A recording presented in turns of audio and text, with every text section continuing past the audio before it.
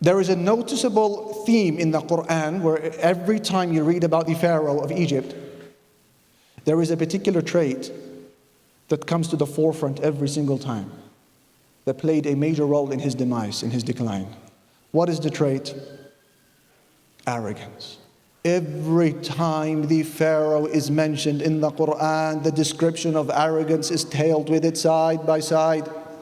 Allah Almighty said, read with me, Inna Fir'auna ala fil ard. Indeed, the Pharaoh was haughty on the land, arrogant.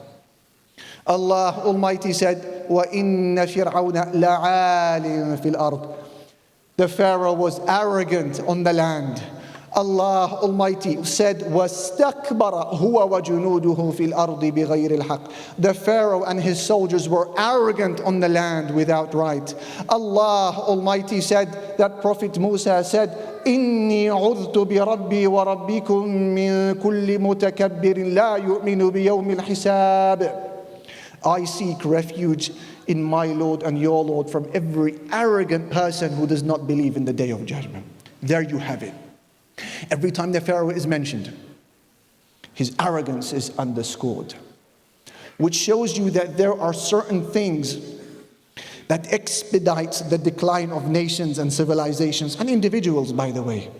And one of those characteristics that gives you a very short lifespan is arrogance. It's from the sunnah of Allah, the way of Allah, that whenever a nation, civilization, or an individual, or a family, or a business shows arrogance, Allah has to take them out. Why? Because balance is lost in the eyes of the arrogant person. You don't see Allah subhanahu wa ta'ala for who He is, and you don't see people for who they are. You don't see yourself for who you are. You see the world how you are, and that is arrogant, and nothing can change that other than a humbling defeat.